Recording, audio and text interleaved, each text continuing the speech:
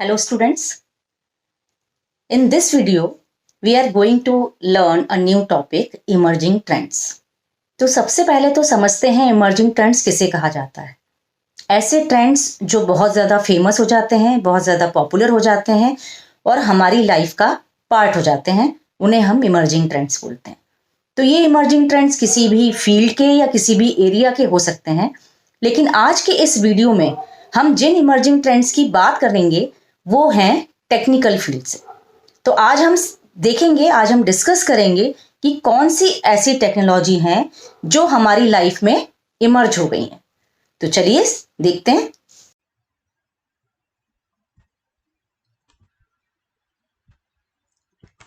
तो आइए समझते हैं इसको टेक्निकली कैसे डिफाइन करेंगे। Emerging trends are the state-of-the-art technologies which gain popularity and set a new trend among users. यानी कि वही बात कही गई है कि ट्रेंड्स, इमर्जिंग ट्रेंड्स क्या हैं? ऐसी टेक्नोलॉजी बहुत ज़्यादा पॉपुलर हो जाती हैं और यूजर्स के बीच में एक नया ट्रेंड सेट कर देती हैं। तो आज हम जिन टॉपिक पर बात करने वाले हैं इस वीडियो में, आइए उन टॉपिक्स को देख लेते हैं, उन इमर्जिंग ट्रेंड्स को देख लेते हैं। Artificial intelligence, big data, cloud computing, IoT, grid computing and blockchain technologies. तो वन बाय वन हम हर टॉपिक पर आज इस वीडियो में बात करेंगे। सबसे पहले हम देखते हैं व्हाट इज आर्टिफिशियल इंटेलिजेंस। जैसा कि आपको नाम से समझ में आ रहा है कि जो इंटेलिजेंस है वो नेचुरल नहीं है, इट इज आर्टिफिशियल। जो हमारी बुद्धि होती है, जो हमारी इंटेलिजेंस होती है, वो नेचुरल होती है, हमें क्रिएट नहीं करनी पड़ती, हमें गॉड गिफ्टेड होती है, तो that is called natural. But यदि आर्टिफिशियली इसको क्रिएट किया जाए, यदि इसको बनाया जाए इंटेलिजेंस को, तो that is called artificial intelligence. So artificial intelligence refers to the simulation of human intelligence in machines that are programmed to think like humans and behave like them. इसका क्या मीनिंग हुआ कि आर्टिफिशियल इंटेलिजेंस क्या होता है? Human intelligence को machine में डाल दिया जाता है, उस तरीके से डाला जाता है कि वो मशीन्स इंसानों की तरह सोचने लग जाएं और उनकी तरह ही बिहेव करने लग जाएं। An intelligent machine is supposed to imitate some of the cognitive functions of humans like learning, decision making and problem solving. So यहाँ बताया गया है कि हम एक मशीन को इंटेलिजेंट कब कहेंगे? जब मशीन हमारे इंसानों की तरह, हम इंसानों की तरह कुछ कॉग्निटिव फंक्शंस, मतलब जो बुद्धि से रिलेटेड फंक्शंस है, वो करने लग जाएं। जैसे कि लर्निंग यानी सीखना, डिसीजन मेकिंग करने लग जाए और प्रॉब्लम्स को सॉल्व करने लग जाए, तो हम कहेंगे वो मशीन इंटेलिजेंट मशीन है। The intelligent digital personal assistants like Siri, Google Now, Cortana, Alexa are all powered by AI। आप सभी ने सुना होगा सिरी, एलेक्सा, कॉर्टेना, इन सब के बारे में। ये कहीं ना कहीं किसी ना किसी रूप में हमें असिस्ट करते हैं। हम जो भी चाहते हैं, हम जैसी हेल्प चाहते हैं, वो हमें प्रोवाइड करते हैं। That is why it is called digital personal assistants. तो और एग्जाम्पल्स के बारे में हम बात कर लेते हैं जो जिसमें AI का यूज होता है, like self driving and parking vehicles. Self driving vehicles कौन से होते हैं? ड्राइवरलेस कार्स जो होती हैं, वो खुद से ही वो ड्राइव हो जाती हैं, ड्राइवर की ज़रूरत नहीं है। तो इस तरह की कार्स में भी AI का यूज़ किया जाता है, वहाँ पर वो खुद सोच पाते हैं, डिसीजन ले पाते हैं। डिजिटल असिस्टेंट जो अभी हमने बात की थी, Apple Siri, Google Now, Amazon Alexa and Microsoft Cortana, ये सारे डिजिटल असिस्टेंट्स हैं that help users to perform various task from checking their schedules and searching for something on the web to sending commands to another app. कई बार हम जो बोलते हैं उसके अकॉर्डिंग वो परफॉर्म करता है, कुछ स्विच ऑन करना है, स्विच ऑफ करना है, तो ये सारे काम हम डिजिटल असिस्टेंट्स की हेल्प से कर लेते हैं। Third is vehicle recognition identification system, यानी इस तरीके के डिवाइसेस होते हैं, ऐसे सॉफ्टवेयर्स होते हैं जो व्हीकल को रिकॉग्नाइज कर लेते हैं उनके नंबर से, उनके स्ट्रक्चर से। रोबोट्स, आप सभी फैमिलियर होंगे रोबोट से। इसी तरीके से कुछ और एग्जाम्पल्स मैंने यहाँ लिए हैं जिसका आप स्क्रीनशॉट ले सकते हैं। इन सभी में एआई का यूज किया जाता है। सो आर्टिफिशियल इंटेलिजेंस को ब्रॉडली 4 पार्ट्स में कैटेगराइज कर सकते हैं हम। First is NLP, then machine learning, then immersive experience and robotics. What is natural language processing? NLP means natural language processing. तो नाम से समझ रहे हैं हम कि नेचुरल लैंग्वेज को जहां पर प्रोसेस किया जा रहा है। नेचुरल लैंग्वेज मीन्स जो हम आप बात करते हैं, जैसे हिंदी हुई, इंग्लिश हुई, दीज आर नेचुरल लैंग्वेजेस, तो इन्हें वो प्रोसेस कर पाता है। Natural language processing is broadly defined as the automatic manipulation of natural language like speech and text by software. आपने देखा होगा गूगल सर्च इंजन पे जब हम सर्च बार पे हम क्लिक करते हैं, उसके बगल में राइट साइड में एक आइकन होता है इस तरीके का, माइक आइकन होता है। जब हम इस पे क्लिक करते हैं और इसको क्लिक करने के बाद हम जो भी बोलते हैं, जो भी हमने स्पीच दी, वो टेक्स्ट में कन्वर्ट हो जाती है। That is called speech to text. इसी तरीके से कई फैसिलिटी इस तरह से होती है कि जो लिखा हुआ मैटर है उसको कंप्यूटर खुद से रीड आउट करता है। That is called text to speech. तो ये काम किस तरीके से हो रहा है? एआई की हेल्प से हो रहा है। It deals with the interaction between human computers using human spoken languages such as Hindi, English, etc. तो ये यहाँ पर एंड मिसिंग है। It deals with the interaction between human and computers. Human और कंप्यूटर्स के बीच में कम्युनिकेशन पॉसिबल करवा पा रहे हैं। किस तरीके से? ह्यूमन स्पोकन लैंग्वेजेस का यूज करके। Following are some examples of NLP. पहला एग्जाम्पल है suggesting the next word in the sentence while typing keywords. जब हम कुछ भी सेंटेंस टाइप करते हैं, आधा सेंटेंस ही टाइप करते हैं कि उसके आगे का वो सजेशन देने लगता है। जैसे मैंने यहाँ एग्जाम्पल दिया है, यहाँ मैंने मेल का एग्जाम्पल लिया है। वर्ड में, एमएस वर्ड में भी ऐसा होता है, दिस इज फॉर योर। यहाँ पर सिर्फ इतना टाइप किया गया है कि this is for your. Information word is suggestion from AI. Suggestion, ये जो सजेशन मिल रहा है हमें, एआई का यहाँ पर यूज हो रहा है। यहाँ आप देख सकते हैं, यहाँ टैब वर्ड लिखा हुआ है जो बता रहा है कि आप टैब प्रेस करेंगे तो ये इंफॉर्मेशन ऑटोमेटिकली लिख जाएगा यहाँ पर। इसी तरीके से स्पेल चेकिंग फीचर्स या फिर ग्रामर चेकिंग फीचर्स भी होते हैं। जैसे एग्जाम्पल से हम समझते हैं, यहाँ पर लिखा है this is to inform you that I suffering from fever. यहाँ ऑब्वियसली हमें दिख रहा है ग्रामेटिकल एरर है, जिसे सॉफ्टवेयर ने क्या किया, यहाँ पर लाइन से इंडिकेट कर दिया कि देयर इज सम एरर। यहाँ पर हम एरर देख सकते हैं, ये लाइंस एरर शो हो रही है, ब्लू लाइन आपको दिख रही है। यदि हम इस पर राइट क्लिक करेंगे तो ये क्लियर बता देगा आई हैव बीन सफरिंग, यानी यहाँ पर सजेशन दे देगा कि यहाँ पर क्या होना चाहिए था। हम इसको यहाँ पर से करेक्ट कर सकते हैं। Again third is text to speech and speech to text conversion. अभी हमने बात की थी इसकी। Now next topic is machine learning. नाम से समझ में आ रहा है कि जैसे मशीन है, मशीन लर्न कर रही है कुछ। Machine learning is a type of artificial intelligence that allows software applications to become more accurate at predicting outcomes without being explicitly programmed to do so. Means यदि आर्टिफिशियल इंटेलिजेंस की help से machine को इस तरीके से train कर दिया जाता है कि वो डेटा को समझते हुए, जो भी आज का डेटा है, जो भी बीत चुका है, उस डेटा को लेकर उस डेटा से आगे क्या होगा उसको भी प्रिडिक्ट कर सकता है। उसका रिजल्ट क्या हो सकता है वो प्रिडिक्शन वो दे सकता है। So machine learning algorithms use historical data as input to predict new output values. Historical data मतलब जो चीज बीत चुकी है, जो चीज हो चुका है, जो घटना हो चुकी है, उस डेटा को लेकर उसके बेस पर न्यू आउटपुट को प्रिडिक्ट करता है कि क्या आउटपुट हो सकता है, क्या आउटपुट होना चाहिए। These algorithms are called models. Examples of machine learning, यहाँ पर आप फोटो में देख रहे हैं कि इस तरह का आप फोटो देखते होंगे फेसबुक में, जिसमें जब हम जैसे ही कोई फोटो अपलोड करते हैं, पोस्ट करते हैं, यदि उसमें हमारा कोई फ्रेंड्स वगैरह हैं जो ऑलरेडी हमारे ग्रुप में है, तो वहाँ सजेशन आपको दिखने लग जाता है कि इनको टैग करना है क्या, उनके नाम भी सजेस्ट करने लग जाता है। दैट मीन्स वहां पर क्या यूज हो रहा है, facial recognition system, image recognition system, या हम इसको बोल सकते हैं फेशियल रिकॉग्निशन सिस्टम।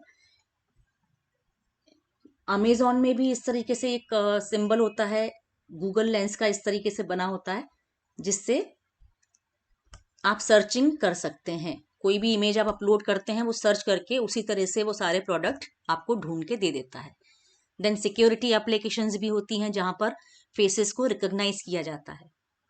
इसी तरीके से हेल्थ केयर एप्लीकेशंस हैं जिसकी हेल्प से कैंसर्स को डिटेक्ट किया जा सकता है, हार्ट अटैक, डायबिटीज, इस तरह की बीमारियों को भी डिटेक्ट किया जा सकता है with the help of artificial intelligence.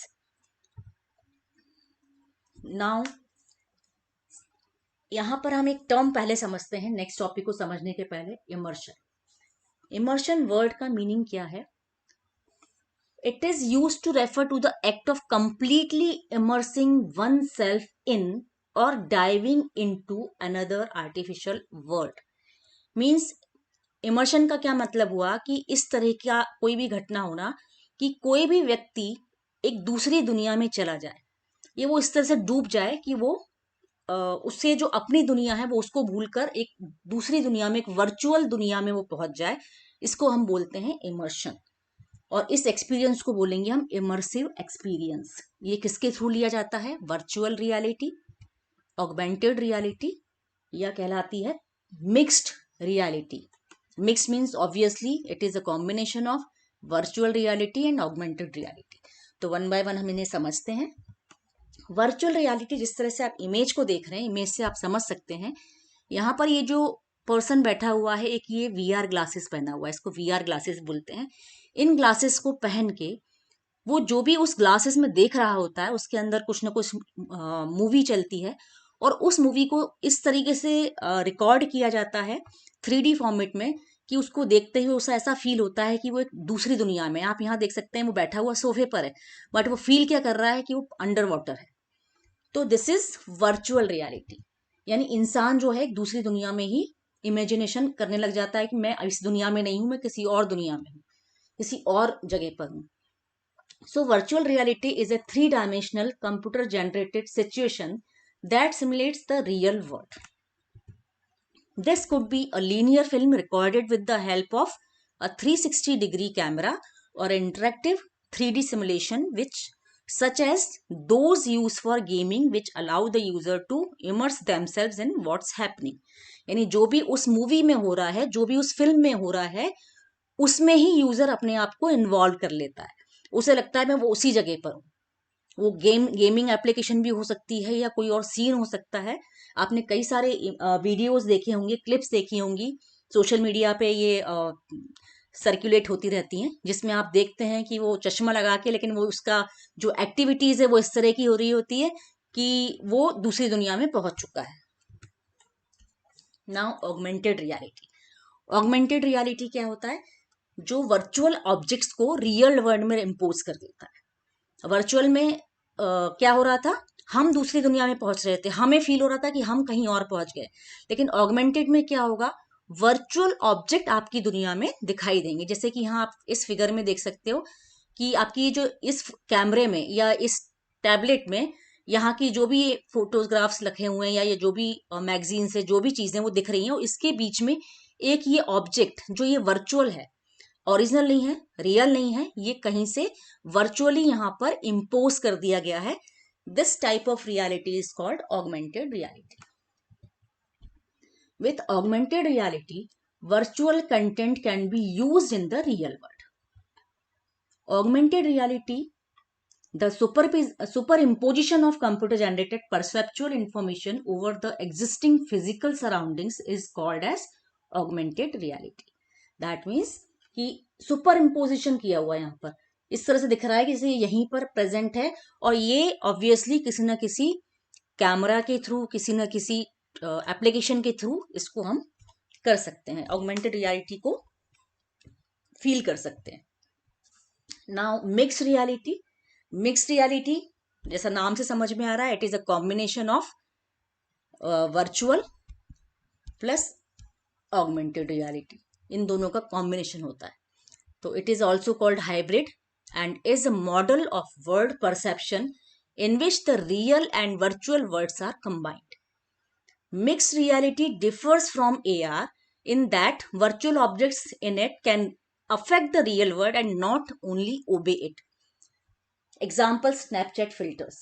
यानी जब आप देखेंगे, जैसे यहाँ पर आप देख रहे हैं, ये एक मैंने इमेज डाली है स्नैपचैट की, यहाँ पर ये जो भी पर्सन है ये फील कर रहा है कि इसकी टंग इस तरह से लंबी हो गई है, इसके ईयर भी लग गए हैं, इसकी नोज इस तरीके से है। यानी यहाँ पर एक वर्चुअली जो भी वो पार्ट्स थे वो सारे के सारे इसके ऊपर इम्पोज होके दिखाई दे रहे हैं। दिस इज मिक्स्ड रियलिटी, यानी वर्चुअल और ऑगमेंटेड दोनों चीजें मिक्स हो गई। वर्चुअल मेकअप भी होता है, आपने देखा होगा कई बार वो कुछ भी ज्वेलरी वगैरह पहन जाती है या कुछ कुछ कैप वगैरह लगा लेते हैं, इस तरह से आपके मूछे दाढ़ी सब लग जाता है।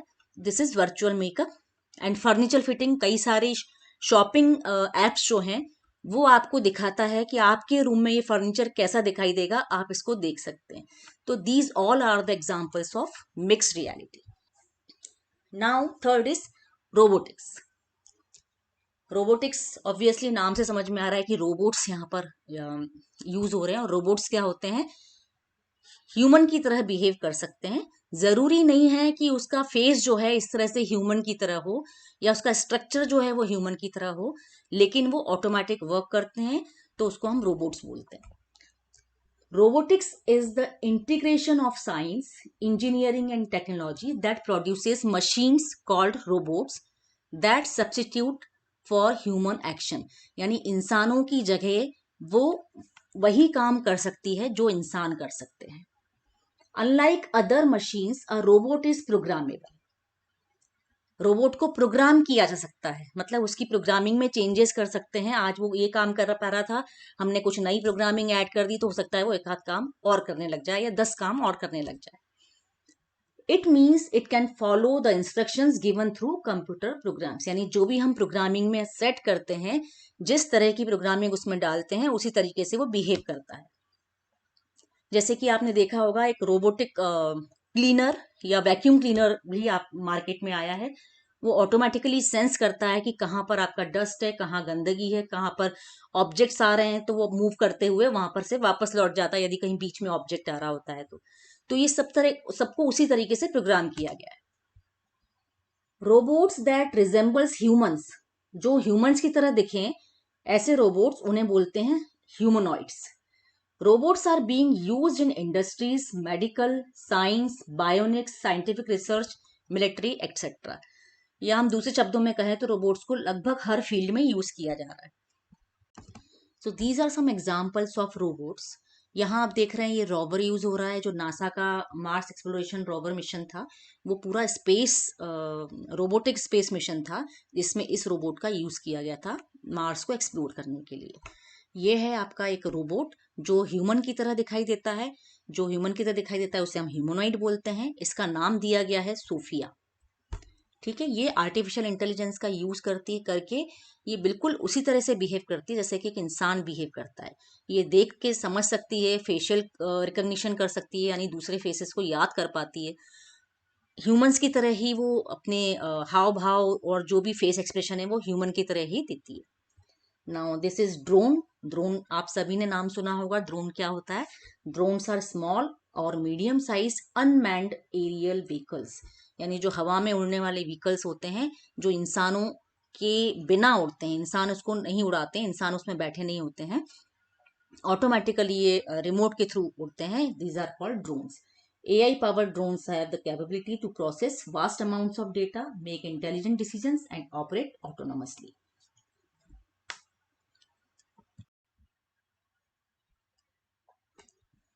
तो अभी हमने समझा व्हाट इज आर्टिफिशियल इंटेलिजेंस, ये हमारा टॉपिक कवर हो गया। Now will discuss what is big data. जैसा कि नाम से समझ में आ रहा है, big data is huge data, बहुत ज्यादा मात्रा में डेटा है। So it is a data with huge size and complexity that none of the traditional data management tools can store it और process.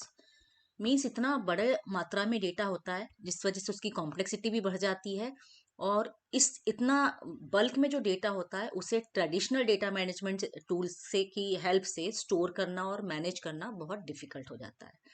It is growing exponentially with time. हर second हर time के साथ साथ ये बहुत ज़्यादा बढ़ता जाता है.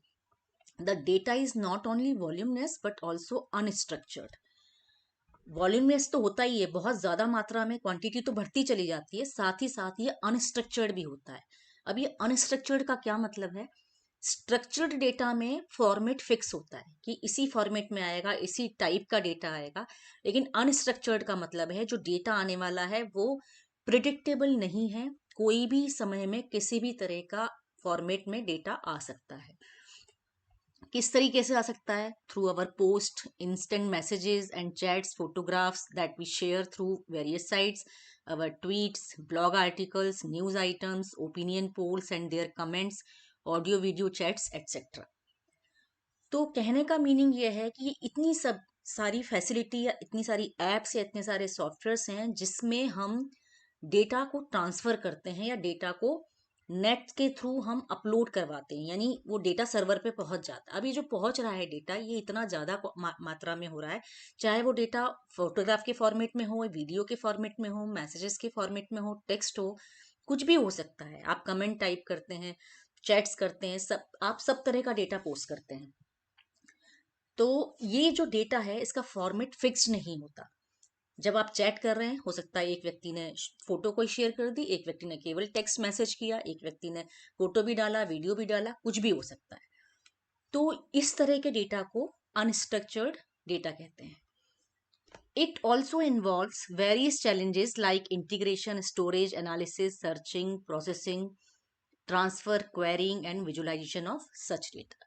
जब डेटा वॉल्यूमनेस होता जाएगा, बहुत ज़्यादा मात्रा में बढ़ता जाएगा, तो उसका उसमें जो प्रोसेसिंग होने वाली है, उसका जो स्टोरेज होने वाला है, उसका जो एनालिसिस होने वाला है, उस पर जो सर्चिंग होने वाली है, वो भी सब कुछ डिफिकल्ट होती चली जाती है. ये जो बिग डेटा है, इस फिगर में आप देख सकते हैं कि बिग डेटा कहाँ से आता है.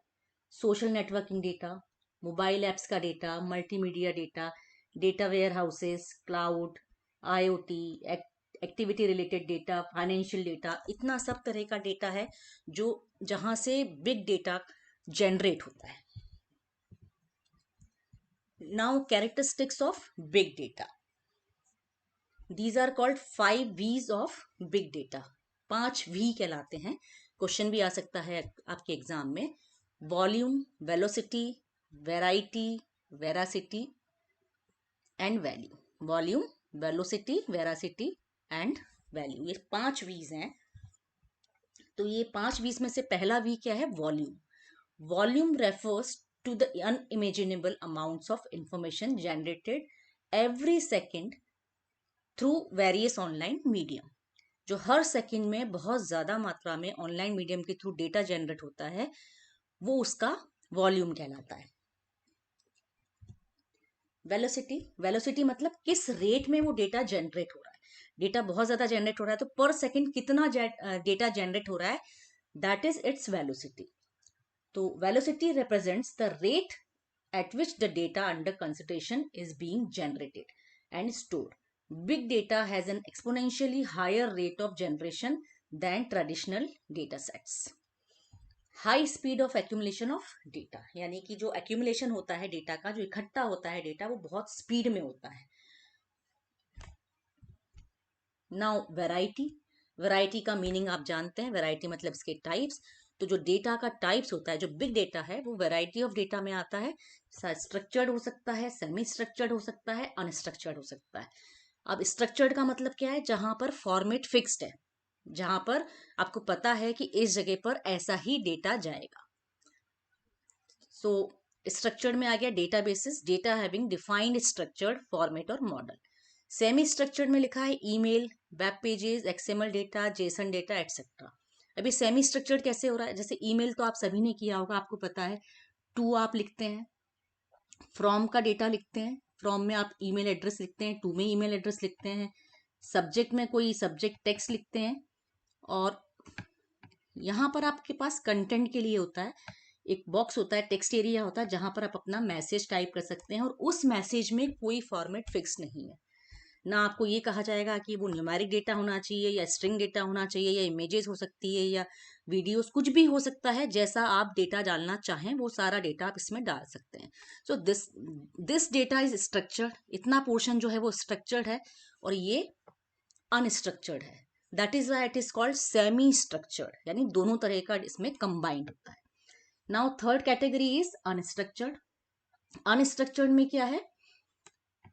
Audio, video, text of an email message जो मैंने अभी बात की थी, documents, natural language, no particular format, structure और मॉडल। इन सभी तरह के डेटा में कोई प्री डिफाइंड फॉर्मेट नहीं होता। That is called its variety. Now veracity, पहले हमने बात की थी वेलोसिटी की, this is veracity. As big data में बी इनकंसिस्टेंट और अनसर्टेन डेटा। जो बिग डेटा है वो कैसा आएगा, कितना आएगा, हमें कुछ पता नहीं है, किस फॉर्मेट में आएगा कुछ पता नहीं। Veracity refers to the trustworthiness of the data because processing such incorrect data can give wrong results or mislead the interpretations। क्योंकि वेरासिटी किसको, वेरासिटी का मीनिंग क्या है कि वो कितना, जो हमारा डेटा है, जो बिग डेटा है जो जनरेट हो रहा है, वो कितना ट्रूथफुल है, कितना ट्रस्टवर्दी है, ये चीज उससे आइडेंटिफाई करना होगा। क्योंकि यदि इनकरेक्ट डेटा को कैप्चर कर लिया गया, इनकरेक्ट डेटा को ही प्रोसेस कर लिया गया, तो उससे रिजल्ट भी रॉन्ग आएंगे और जो इंटरप्रिटेशन है वो भी रॉन्ग हो सकते हैं। Now value, value means valuable data, यानी डेटा कितना वैल्यू रख रहा है, कितना वैल्यूएबल है, वो चीज उसमें से निकालना। डेटा आपके पास अभी जैसे हमने बात की कि बहुत वॉल्यूमिनस डेटा होता है, बहुत ज्यादा मात्रा में आता है, उसमें से कौन सा काम का डेटा है वो निकालना। तो extracting valuable data, it is actually the amount of valuable, reliable and trustworthy data. ऐसा डेटा एक्सट्रैक्ट करना जो वैल्यूएबल हो, रिलायबल हो, trustworthy, that needs to that needs to be stored, processed, analyzed to find insights। कोई भी निष्कर्ष निकालने के लिए हमें हमेशा ट्रस्टवर्दी और वैल्यूएबल डेटा एक्सट्रैक्ट करना होता है, उसे ही स्टोर और उसे ही प्रोसेस करना होगा। तो ये था हमारा बिग डेटा के 5 V's। Now next topic is internet of things, that is IoT। IoT is internet of things. तो IoT क्या, पहली बात तो हम समझते हैं इंटरनेट क्या होता है। Internet is interconnection of network. वहां पर, यहाँ पर जब हम कंप्यूटर्स की बात कर रहे थे तो हम केवल, वहां पर बहुत सारे नेटवर्क्स हैं, हर नेटवर्क में बहुत सारे कंप्यूटर्स कनेक्टेड होते हैं और उन नेटवर्क्स को जब हम आपस में कनेक्ट करते हैं तो उसको इंटरनेट बोलते हैं। तो यहाँ हम बात कर रहे हैं इंटरनेट ऑफ थिंग्स, यानी थिंग्स आपस में इंटरकनेक्टेड है। IoT is a network of such devices that have an embedded hardware, software, sensors, and other technologies to communicate with other devices over same internet। यानी सेम इंटरनेट पे जो हमारे कई सारे डिवाइसेस और हार्डवेयर और सॉफ्टवेयर, सेंसर्स वगैरह connected हैं उसे हम इंटरनेट ऑफ थिंग्स बोलते हैं। उनका जो नेटवर्क होता है उसे हम इंटरनेट ऑफ थिंग्स बोलते हैं। तो इंटरनेट ऑफ थिंग्स में 3 चीजें कवर होंगी, WOT, sensors and smart cities. तो हम एक एक करके इन पे बात करते हैं। WOT means web of things. Web of things में क्या हो रहा है? It allows the use of web services to connect anything in the physical world besides human identities on web. It will pave way for creating smart homes, smart offices, smart cities and so on। यहाँ पर क्या हो रहा है? जो services हैं उन्हें आपस में कनेक्ट किया जा रहा है। वेब सर्विसेज को जब हम आपस में कनेक्ट करवा देंगे तो उसको वेब ऑफ थिंग्स बोलेंगे। तो इसमें भी 2 चीजें आपको समझनी है, एक IoT और एक WOT। IoT में मशीन से मशीन कनेक्ट हो रही है और WOT में मशीन वेब से कनेक्ट हो रहा है। मतलब यहाँ पर मान लीजिए कि आपने अपने फोन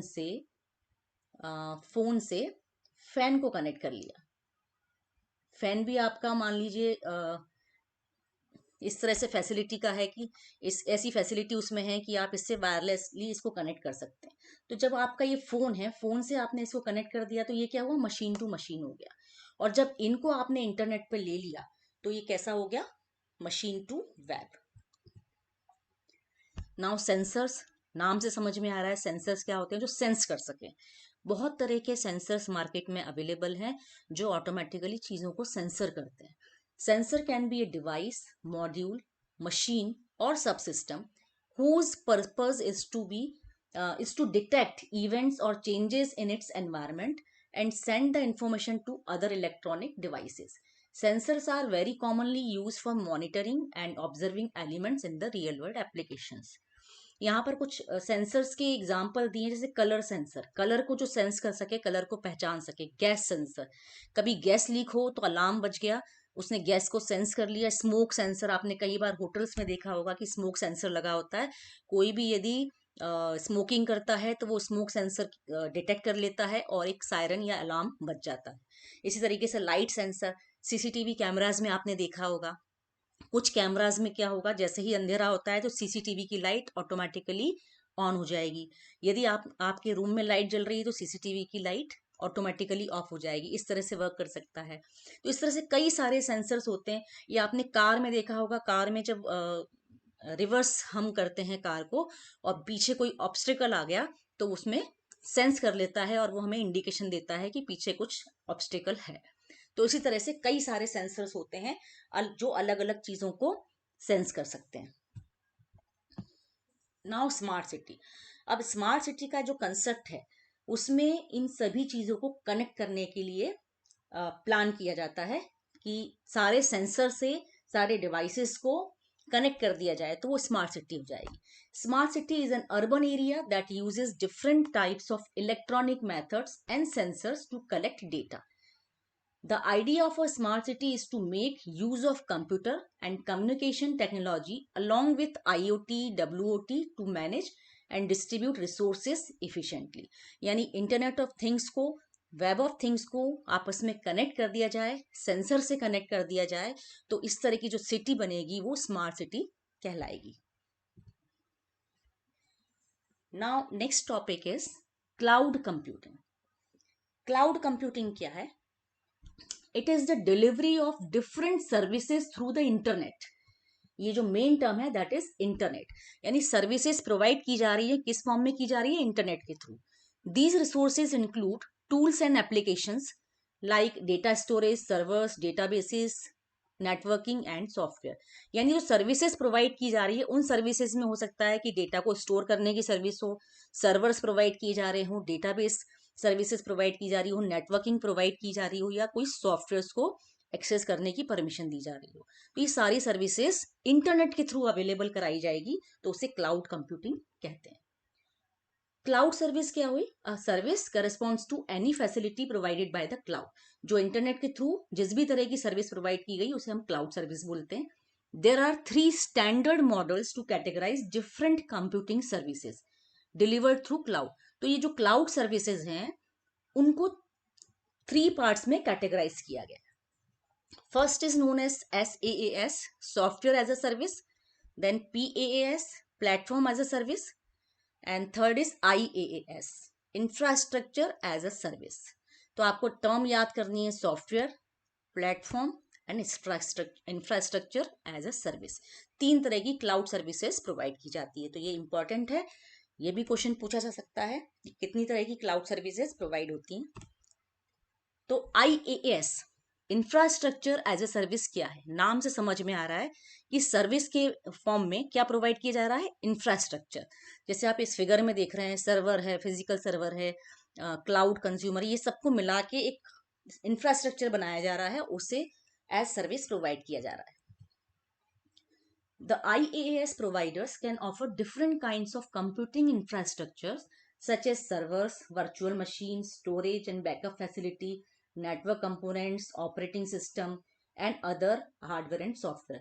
यानी किसी भी काम को करने के लिए एक जो जिस सेटअप की, जिस इंफ्रास्ट्रक्चर की जरूरत होती है वो क्लाउड सर्विस के थ्रू प्रोवाइड करा जाए तो उसे इंफ्रास्ट्रक्चर एज अ सर्विस कहा जाएगा। उसमें hardware, software, virtual machines, storage, backup facility सब कुछ हो सकता है। Now platform as a service. Platform as a service में क्या होगा? जो वर्किंग प्लेटफॉर्म चाहिए होता है यूजर को किसी भी एप्लीकेशन को रन करने के लिए, डेवलप करने के लिए, वो सारा वर्चुअली प्रोवाइड किया जाए तो उसे बोलेंगे platform as a service. The PaaS model is similar to IaaS, दोनों सिमिलर ही हैं, but it also provides the additional tools such as database management system, business intelligence services and so on. मतलब कुछ एक्स्ट्रा सर्विसेज और provide करते हैं infrastructure की, क्योंकि इंफ्रास्ट्रक्चर और प्लेटफॉर्म ऑलमोस्ट सिमिलर चीज ही है, कि यहाँ पर कुछ डेटा मैनेजमेंट सिस्टम के टूल्स भी प्रोवाइड किए जा रहे हैं। PaaS provides a platform or environment to develop, test and deliver software applications.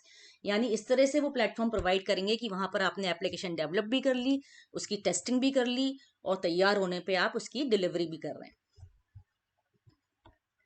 Now third one is SaaS, software as a service. Software as a service नाम से समझ में आ रहा है कि सॉफ्टवेयर को आपने इंटरनेट पे प्रोवाइड कर दिया है शेयरिंग के लिए, यूज करने के लिए। So SaaS provides on-demand access to application software, usually requiring a licensing or subscription by the user।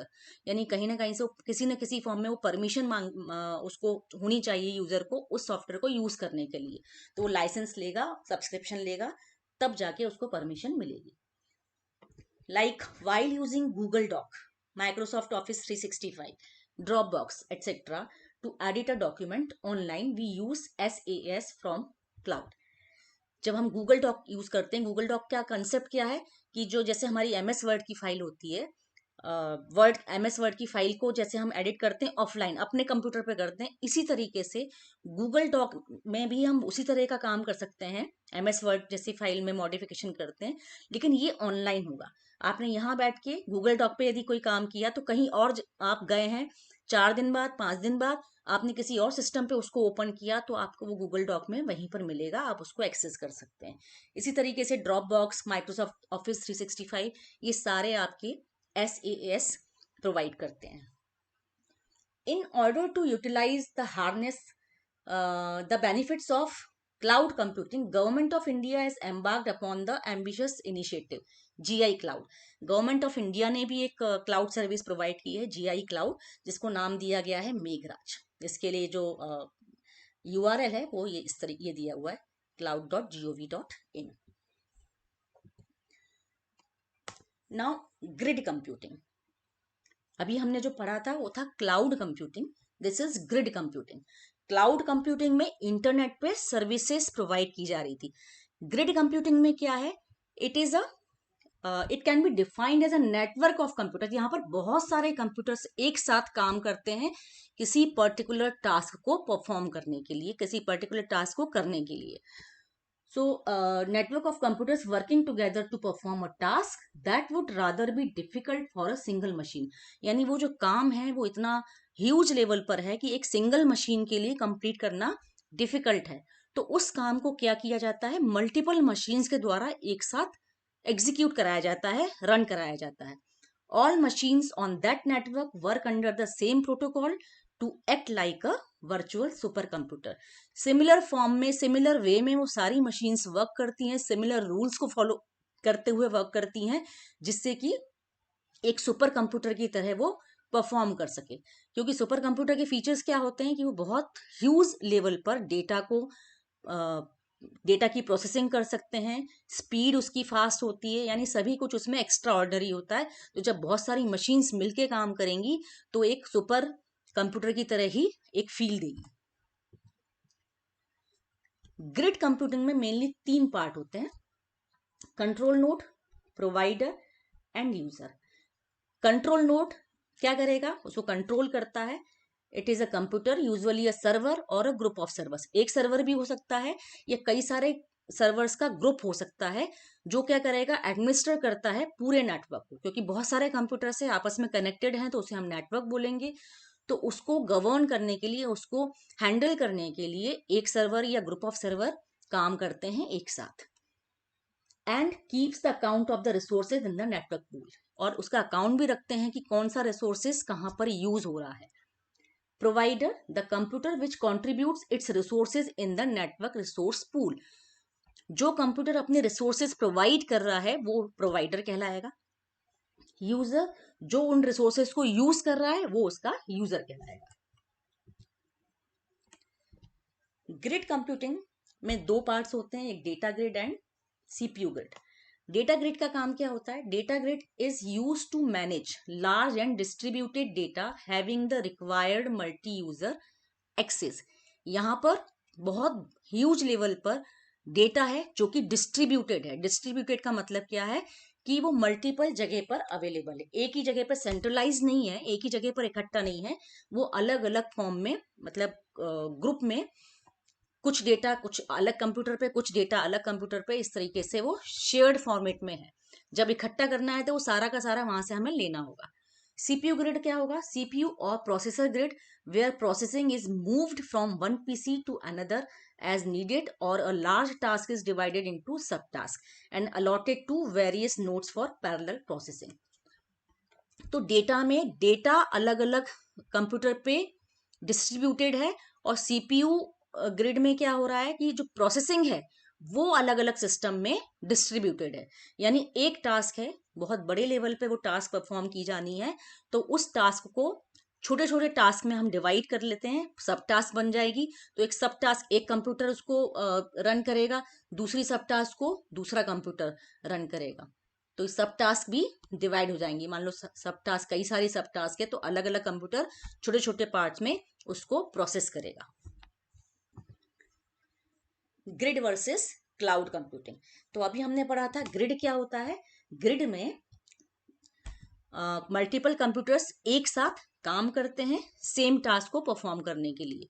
और क्लाउड कंप्यूटिंग क्या होता है? क्लाउड कंप्यूटिंग एक इस तरह की सेवा है, इस तरह की सर्विसेज प्रोवाइड करती है जिसमें इंटरनेट का यूज किया जाता है, और जिस भी तरह की सर्विसेज चाहिए होती है यूजर वहां से डिमांड कर सकता है, उसको एक्सेस कर सकता है। So cloud computing usage a client server architecture. मतलब क्लाइंट कौन हुए? हम हुए, जो नेट पे अवेलेबल है, जिसको हम क्लाउड बोल रहे हैं। जो क्लाउड पे सर्विसेज अवेलेबल है वो रिमोट सर्विस हुई, रिमोट सर्विस जो रिमोट सर्विस जिसमें सर्वर इन्वॉल्व है, जो सर्विसेज प्रोवाइड कर रहा है। और क्लाइंट कौन हुए? हम हुए, हमने जो सर्विस मांगी है तो हम उसके क्लाइंट हो गए। सो client server architecture to deliver computing resources such as servers, storage, databases, and softwares over the cloud, means internet. It provides various advantages like cost saving, increased productivity, efficiency, performance, data backups, disaster recovery, and security. ये cloud computing का concept था, जहां पर cost saving भी हो रही है, क्योंकि हमारे हर व्यक्ति को अपने अपने लिए अलग अलग प्लेटफॉर्म तैयार करने की जरूरत नहीं है, अलग अलग इंफ्रास्ट्रक्चर तैयार करने की जरूरत नहीं है। सेम जो भी क्लाउड पर अवेलेबल इंफ्रास्ट्रक्चर है उसको यूजर वहीं से एक्सेस कर सकता है विथ परमिशन। और ग्रिड कंप्यूटिंग में एक टास्क मल्टीपल जगह पर एग्जीक्यूट हो रही है, यानी डिस्ट्रीब्यूटेड कंप्यूटिंग बोलते हैं इसको, कि जो कंप्यूटिंग है वो डिस्ट्रीब्यूट कर दी गई है अलग अलग सिस्टम्स के बीच में। तो it links multiple computing resources like PCs, workstation, servers and storage elements together and provides a mechanism to access them. The main advantages of grid computing are that it increases user productivity by providing transparent access to resources and work can be completed more quickly। क्योंकि काम को एक संग, यदि हम एक काम को बहुत सारे मैन पावर इकट्ठे हो जाएं, बहुत सारे लोग इकट्ठे हो जाएं, उसको सब लोग मिलके करने लग जाएं, तो काम हमारा बहुत स्पीड में होगा। तो सेम कंसेप्ट यहाँ पर हो रहा है कि जब एक काम को बहुत सारे कंप्यूटर्स मिलके हैंडल कर रहे हैं तो वो काम बहुत जल्दी हो जाएगा। Now, last topic is blockchain technology. Blockchain technology works on the concept of decentralized and shared database where each computer has a copy of the database. Decentralized मतलब, centralized का मीनिंग होता है कि एक ही जगह पर सब कुछ इकट्ठा है, centralized है। और डिसेंट्रलाइज का मतलब है कि जो भी हमारा डेटा है वो एक जगह पर नहीं है, बल्कि वो शेयर्ड है अलग अलग सिस्टम पर। तो यहां लिखा है where each computer has a copy of the database, यानी यदि 100 कंप्यूटर या 1000 कंप्यूटर्स वर्क कर रहे हैं तो उन 1000 कंप्यूटर्स के पास अपनी अपनी कॉपी होगी। Blockchain is a system that allows a group of connected computers to maintain a single updated and secure ledger. Each computer or node that participates in the blockchain receives a full copy of the database. It maintains an append-only open ledger which is updated only after all the nodes within the network authenticate the transaction.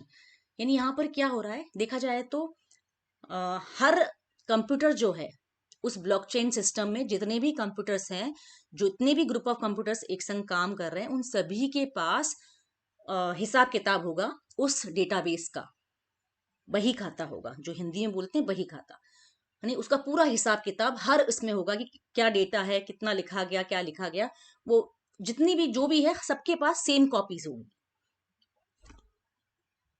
और सबके पास full copy है, ऐसा नहीं कि छोटा छोटा part है. It maintains an append only open ledger which is updated only. मान लीजिए एक सिस्टम ने कुछ चेंजेस किए हैं उसमें, तो वो चेंजेस उस डेटाबेस में तभी अप्लाई होंगे जब जितने भी उस ब्लॉकचेन में जितने भी सिस्टम्स हैं वो सभी उसको अप्रूव कर दें.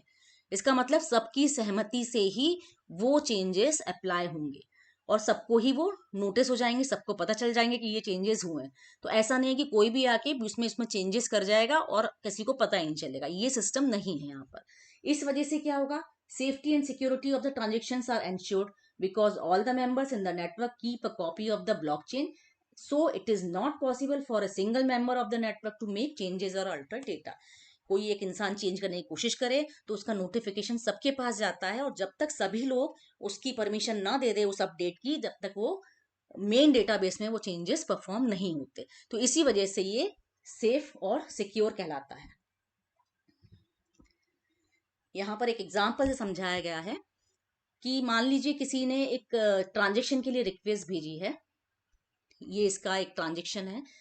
The request is broadcast to all nodes in the network. ये पूरा नेटवर्क बना हुआ है, जितने भी नोड्स हैं या जितने भी स्टेशन है सबके पास वो रिक्वेस्ट ब्रॉडकास्ट हो गई. ब्रॉडकास्ट हो गई मतलब सबके पास चली गई. अब ट्रांजेक्शन सबके पास चली गई. इस ट्रांजेक्शन को सारे नोड वेरीफाई करेंगे, सही है या नहीं है, उसको अपडेट करना है कि नहीं है. If verified by all nodes the block gets added in the already existing chain of the blocks. यानी उतना जो पार्ट है, वो नया वाला जो अपडेट है वो इसमें ऐड हो जाएगा जो ऑलरेडी डेटाबेस था. अब जब ऐड हो गया तो ट्रांजेक्शन कंप्लीट हो गई, तो ये अपडेट परफॉर्म हो गया. एडवांटेजेस ऑफ डिसेंट्रलाइज्ड और शेयर डेटाबेस. यहाँ पर कंपैरिजन बताया है कि सेंट्रलाइज्ड करने से क्या होता है और डिसेंट्रलाइज करने से क्या होता है. सेंट्रलाइज का मतलब है कि एक सर्वर है, एक ही जगह पर डेटा है जहां से सारा की सारी हैंडलिंग हो रही है. तो ऑब्वियसली जब एक ही व्यक्ति सब कुछ मेंटेन कर रहा है, यानी एक ही सिस्टम जब मेंटेन कर रहा है तो वो स्लो भी होगा. एक पॉइंट है, यदि ये वाला सिस्टम फेल हो गया तो सब कुछ फेल हो जाएगा. और high bandwidth uses for server, इसके लिए हाई बैंडविड्थ रिक्वायर्ड होगी क्योंकि वो जितने भी उस नेटवर्क में जितने भी सिस्टम उसमें ऐड होंगे उन सबको ये हैंडल कर रहा होगा, उनकी सबकी क्या कहेंगे उसको, उन सभी की रिक्वेस्ट को एक्सेप्ट करेगा. डिसेंट्रलाइज में क्या है कि सारे सिस्टम आपस में कनेक्टेड हैं और अलग अलग सिस्टम के पास अलग अलग काम शेयर कर दिए गए हैं कि आप ये वाला पार्ट निभाओ या आप ये वाला करो. तो इससे क्या होगा, ये फास्ट हो जाएगा क्योंकि एक ही काम को बहुत सारे सिस्टम्स मिलके कर रहे हैं. No single point of failure. मान लीजिए कि कोई एक सिस्टम काम करना बंद भी कर देता है तो एक सिस्टम की वजह से सारे सिस्टम बंद नहीं होंगे. All downloaders are uploaders. जो डेटा को एक्सेस कर रहे हैं वही अपडेट करके उसको चेंजेस को परफॉर्म भी कर रहे हैं, यानी वो अपलोड भी कर रहे हैं. तो the blockchain technology can be used in diverse sectors such as banking, media, telecom, travel and hospitality and other areas. इन सभी जगह पर blockchain टेक्नोलॉजी का यूज होता है जिससे कि जो ट्रांजेक्शन है वो सिक्योर और सेफ बना रहे. आई होप आपको ये वीडियो पसंद आया होगा और जिन टेक्नोलॉजीज के बारे में, जिन इमर्जिंग ट्रेंड्स के बारे में आज हमने इस वीडियो में बात की वो आपको समझ आ गई होंगी. तो आज के इस वीडियो में इतना ही. मिलेंगे नेक्स्ट वीडियो में. Thank you.